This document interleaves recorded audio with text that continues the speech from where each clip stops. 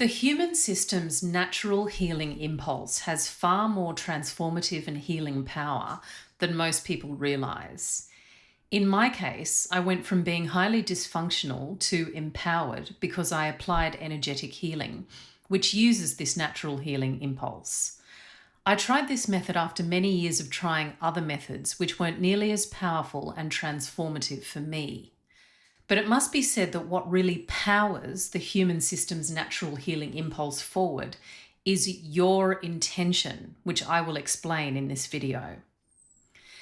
Energetic healing is the process of alchemy, of transforming or alchemizing our troubling thoughts and emotions into their original energetic state or original energetic condition, from where we begin to feel a deeply profound peace and inner power. If you want to apply energetic healing at its most powerful, there are 3 distinct stages. The first stage is to deeply relax, accept, and allow. The second stage is to apply honest intention. And the third stage is to honestly reflect after the fact. In terms of the first stage, deeply relax, accept, and allow, it's about completely allowing any difficult emotions and sensations to move through your system, even when they're uncomfortable. So, allow your emotions to be felt in full. Allow uncomfortable physical sensations to pass through your body. Allow, allow, allow. Really allow grief, sadness, despair, depression, anxiety, fear, guilt, shame, and anger to simply flow through you at whatever level of intensity they want to flow. By allowing your emotions to be exactly what they want to be and flow exactly how they want to flow, the emotions or energies, because emotions are just energies after all, transform. What this means is that they return to their original energetic state, which is one of purity. What you may feel after transforming troubling thoughts and emotions is a lightness and freedom like you've never felt before. And the more you do it, the lighter, so to speak, you may feel, which can improve your decision making, which in turn can make you feel more empowered. Now, an important point to make here is that energetic alchemy is a very simple process, yes, but it's not so easy. This is because most of the time we humans reject or suppress negative emotions in an effort not to feel them, even subtly, and this will impair the transformation process. And believe me, we repress and suppress our emotions a lot.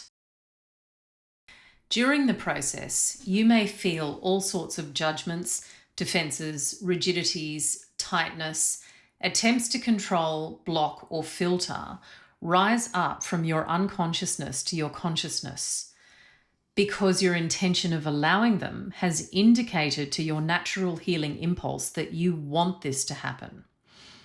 So just allow them to arise and then let them go.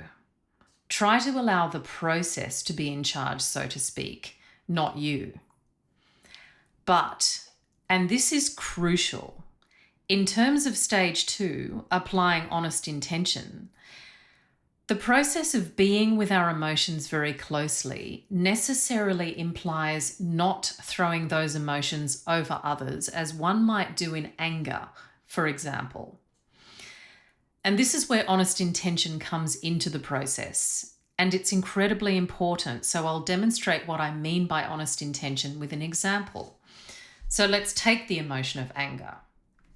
You might think, I feel really angry right now and I want to lash out at this person who has supposedly caused my anger.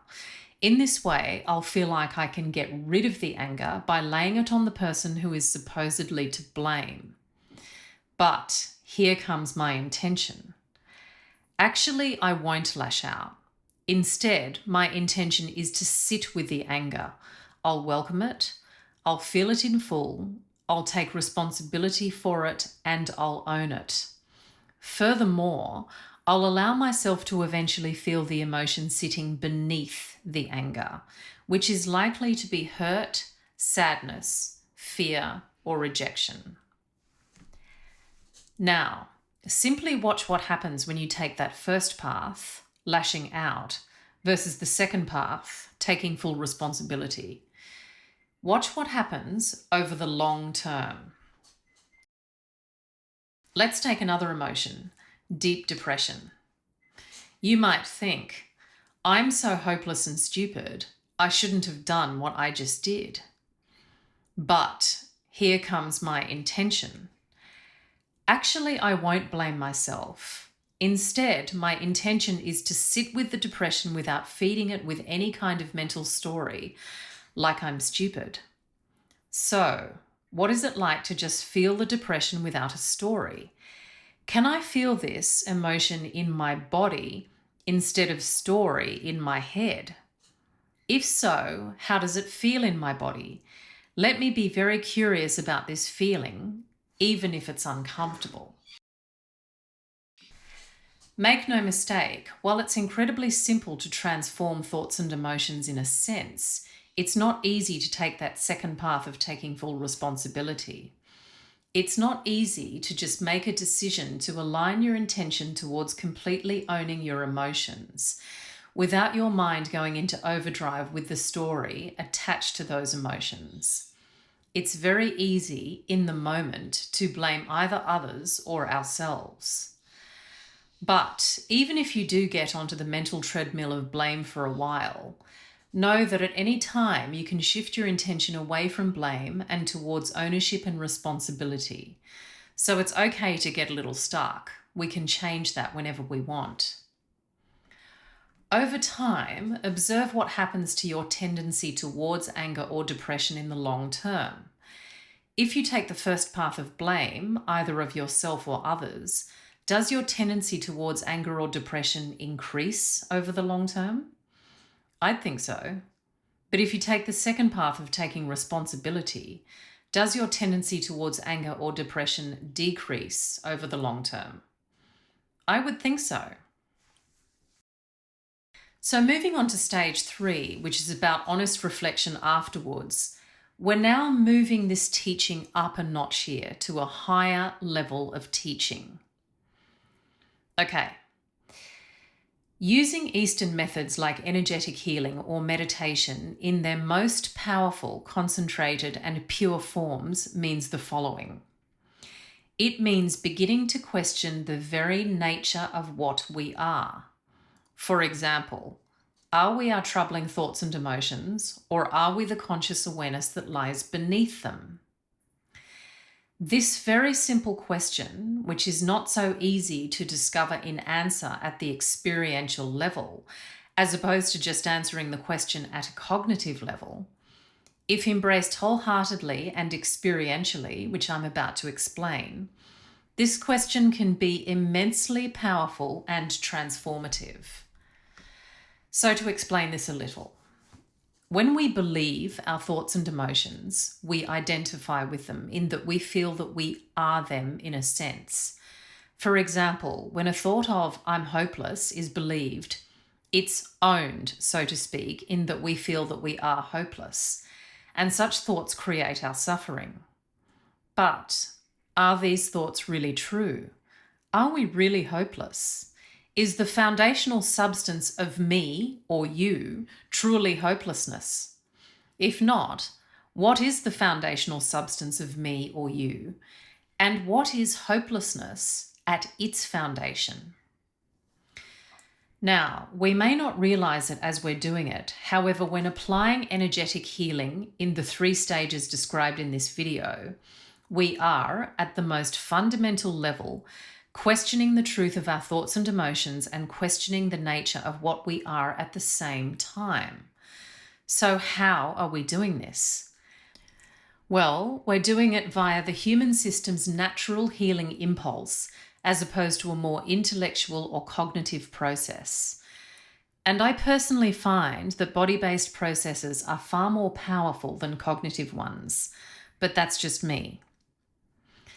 To explain this a little more, by being totally okay with so-called negative thoughts and emotions, by in a sense bringing them into ourselves, by allowing them to flow through us the way they want to, with no judgment or condemnation or separation from them whatsoever. By creating a total union with them and by collapsing any separation between us and our thoughts and emotions, we open all the parts of ourselves to ourselves. Absolutely nothing is left out. By not rejecting, repressing, or closing out troubling thoughts and emotions, they come into being us, so to speak. What happens then is nothing short of mind-blowing, because we human beings have a breathtakingly beautiful and amazingly efficient system. When no longer separated out, when welcomed in, these supposedly negative thoughts and emotions transform or alchemize into their more pristine state. And from this place, peace and personal power can arise. So, via energetic transformation, we have experienced in our body-mind system that thoughts and emotions are not what we thought they were. We previously feared them and rejected them, treating them like our enemies, when in fact they were just a part of us that was conflicted. When welcomed, they purified, and when purified, they no longer bother us. So at the most fundamental level, they never really were what we thought they were when we believed them. When we allowed them, they became something else entirely, and we realize their fundamental nature was not conflicted. It's actually pure consciousness. Perhaps then, we may also be pure consciousness. Perhaps. In this way, we are questioning the fundamental truth and fundamental nature of our thoughts and emotions and ourselves when we apply energetic healing, just not intellectually, but rather through a body-mind process that transforms those conflicted emotions from what we thought they were, conflicted, to what they really are, pure. I hope that makes sense. If you want to access the full transformative power of Eastern methods like energetic healing, the next time you're experiencing distress along with troubling thoughts and emotions, after transforming them, ask yourself, were those thoughts and emotions really true? Was the story behind them true? If not, how true are the rest of my thoughts and emotions? And how true will they be the next time I feel distressed? So coming towards the end here, if you keep applying all 3 stages of this technique to your distressing thoughts and emotions over time, observe if and how quickly you transform in that time versus what your progress may have been before. And then finally, to end on, I invite you to try this simple, but granted sometimes not so easy, technique for yourself. Are you curious to discover the profound peace that may well sit beneath your conflicted thoughts and emotions?